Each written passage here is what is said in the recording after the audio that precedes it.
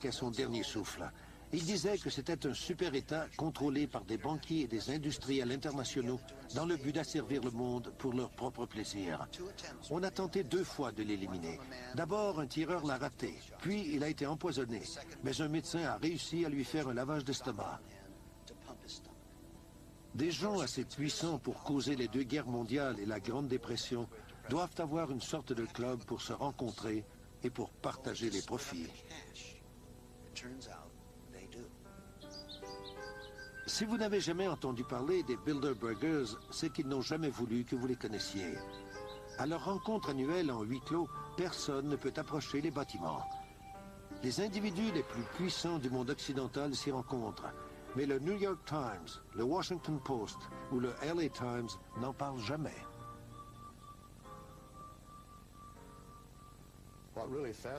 Ce blackout de la presse américaine me fascine. Depuis plus de 20 ans, je vais au Press Club chaque jour. Je regarde les dépêches, les archives, et je discute avec mes collègues à qui j'ai souvent posé les mêmes questions. Pourquoi lorsque 120 vedettes de cinéma ou 120 joueurs de football se rencontrent en secret dans un lieu retiré pendant 3 jours, faites-vous des pieds et des mains pour découvrir ce qui se passe?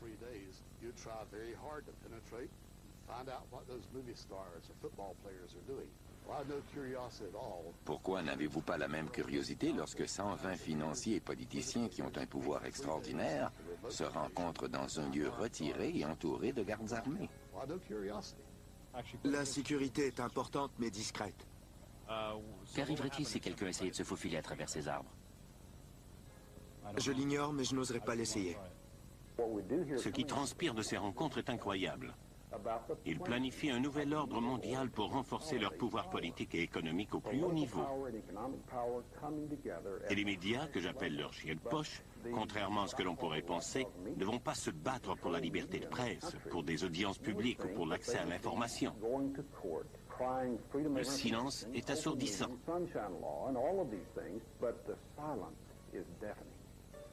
Lors de la dernière rencontre du groupe Bilderberg, on comptait parmi les invités le conseiller du président George Stephanopoulos, le sénateur Sam Nunn, David Rockefeller, l'ancien sénateur Lloyd Bentsen et Henry Kissinger. Un mois plus tôt, 50 groupes libéraux se sont rencontrés à Washington pour discuter de leur opposition aux banques internationales et à la globalisation de l'économie. En réaction à cette rencontre, les Bilderbergers discutent du rôle des libéraux dans les organisations. Le mouvement séparatiste au Canada est aussi à l'agenda. Ils analysent comment les provinces fragmentées de ce pays pourraient être absorbées par les États-Unis. Ils discutent également de l'expansion de l'ALENA, de l'Alaska jusqu'au Chili, pour augmenter les profits des entreprises en encourageant les compagnies américaines à déménager en Amérique latine, où la main-d'œuvre est moins coûteuse et les lois environnementales moins sévères. Le groupe Bilderberg, le Conseil des relations étrangères et la Réserve fédérale semblent tirer les ficelles de nos vies comme des marionnettistes au sommet de leur art.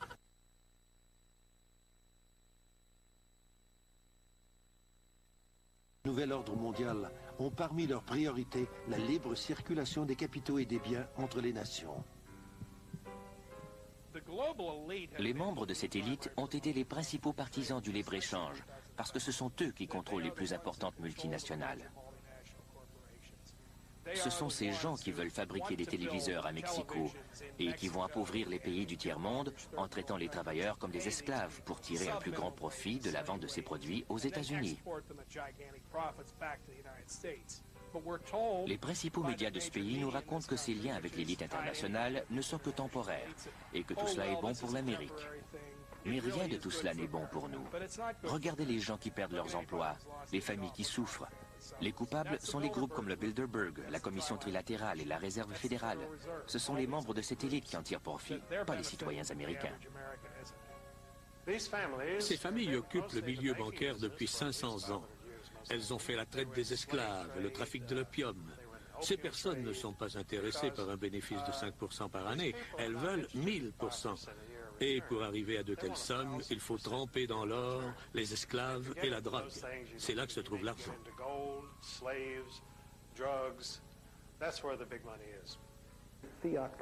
Nous avons une monnaie fiduciaire, c'est-à-dire qu'elle n'a aucune valeur intrinsèque. En d'autres mots, elle n'est garantie que par la confiance dans le crédit de celui qui imprime la monnaie.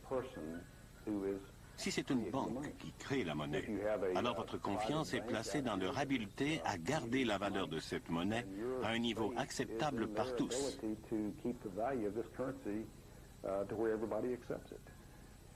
Il faut comprendre que ce sont des gens, pas le gouvernement, ni l'État, ni les banques centrales qui déterminent en fin de compte ce que la monnaie vaut. C'est comme ça depuis 5000 ans.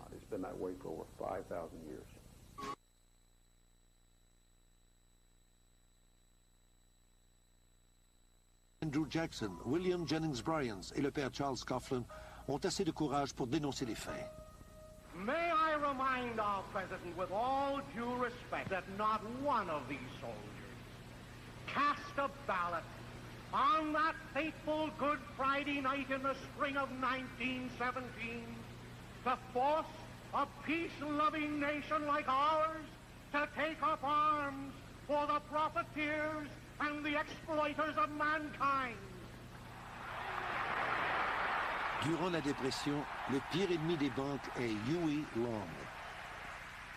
We've tried the Republican Party, we've tried the Democratic Party, then we've gone back and tried the Republican Party, and now we're back trying the Democratic Party. And unfortunately, whenever we get into power with either one of these parties, we find that the one crying need of our people, the redistribution of wealth, so that none would be too poor and none would be too rich, is always neglected by the party that is in power. How many men ever went to a barbecue and would let one man take off the table what's intended for 9/10 of the people to eat? The only way you'll ever be able to feed the balance of the people is to make that man come back and bring back some of that grub he ain't got no business with. Cependant, l'assassinat est un outil politique que ces fameux initiés connaissent bien.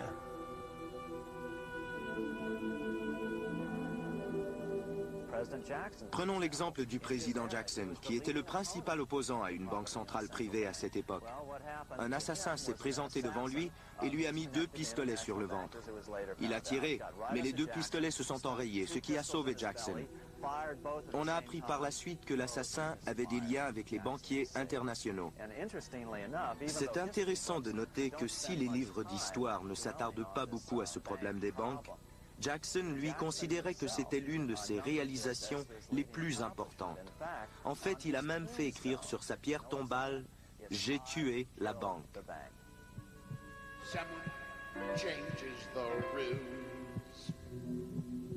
Après la guerre civile américaine, le chancelier allemand Otto von Bismarck fait la déclaration suivante. La division des États-Unis a été orchestrée par les pouvoirs financiers d'Europe. Ils avaient peur que les États-Unis anéantissent leur domination financière sur le monde. Ils voyaient un grand avantage à faire affaire avec 2 démocraties affaiblies par leurs dettes plutôt qu'à une république forte et indépendante. Abraham Lincoln est conscient de cela et fait tout en son pouvoir pour préserver l'Union. Mais pour y arriver, il a besoin d'argent, de beaucoup d'argent. Il fait appel aux banquiers de Wall Street qui lui demandent 36% d'intérêt par année. Lincoln choisit une alternative moins coûteuse et demande au Congrès d'émettre l'argent. Les billets sont appelés greenbacks et ne sont pas garantis par de l'or mais par le crédit du gouvernement des États-Unis. Avec cette solution, le gouvernement ne paie pas un sou d'intérêt aux banquiers privés.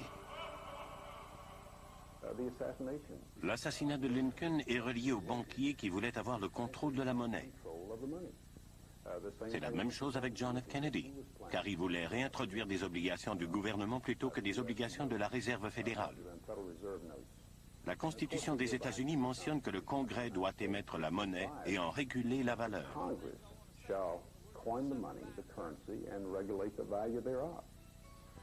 Si vous demandez aux gens sur la rue qui émet la monnaie, ils vont vous répondre que c'est le gouvernement.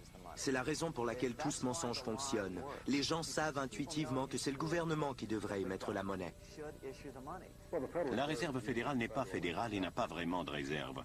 Dans l'annuaire téléphonique, vous ne la trouverez pas dans les pages bleues du gouvernement. Elle est citée dans la section Affaires, juste